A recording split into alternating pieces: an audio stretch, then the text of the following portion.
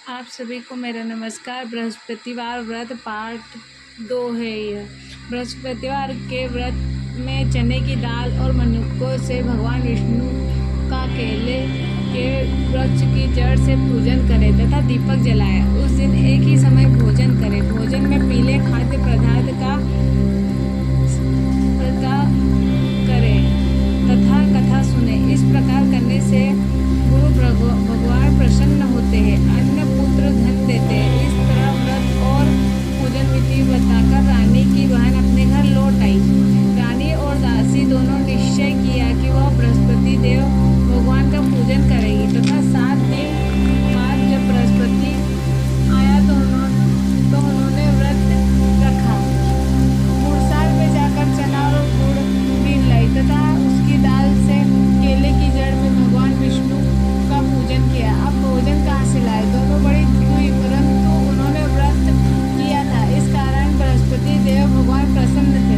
वे एक साधारण व्यक्ति के रूप में 2 थालों में सुंदर पीला भोजन लेकर आए और दासी को देकर बोले, हे दासी, यह भोजन तुम्हारे और रानी के लिए है, तुम दोनों करना। दासी भोजन पाकर बड़ी प्रसन्न हुई और रानी से बोली, रानी जी भोजन कर लो।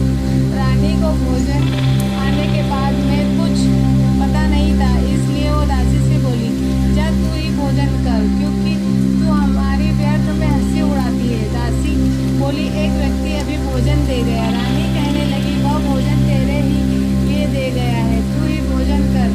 दासी ने कहा, वह व्यक्ति हम दोनों के लिए 2 थाली में भोजन दे गया है, इसलिए मैं और आप दोनों ही साथ साथ भोजन करेंगी।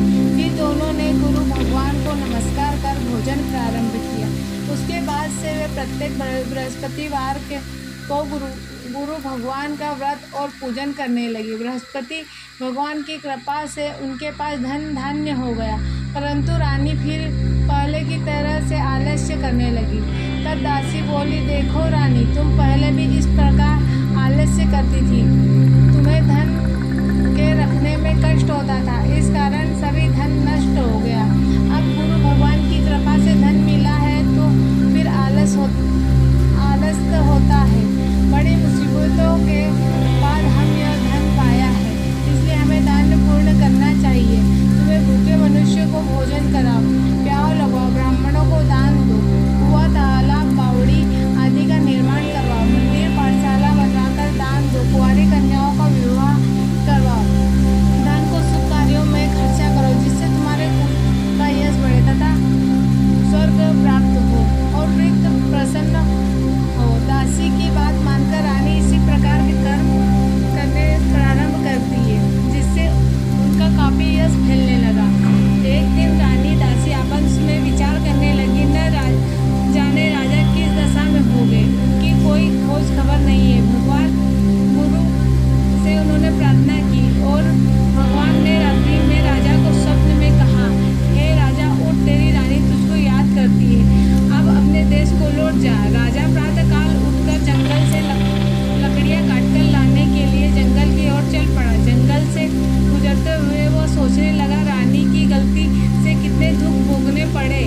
राजपाट छोड़कर उसने जंगल आके रहना पड़ा। जंगल से लकड़ियां काटकर उन्हें बेचकर गुजारा करना पड़ा। उसी समय उस जंगल में बृहस्पति देव एक साधु का रूप धारण कर आए और राजा के पास आकर बोले, हे लकड़हारे, तुम इस सुनसान जंगल में किस चिंता में बैठे हो, मुझे बताओ। यह सुनकर राजा के नेत्रों में जल भर आया और साधु की वंदना कर बोला, हे प्रभु, आप कुछ जानने वाले हैं। यह इतना कहकर राजा ने साधु को अपनी संपूर्ण कहानी सुना दी। महात्मा जो स्वभाव से ही दयालु होते हैं, वे राजा को बोले, हे राजा, तुम्हारी पत्नी ने बृहस्पति देव के प्रति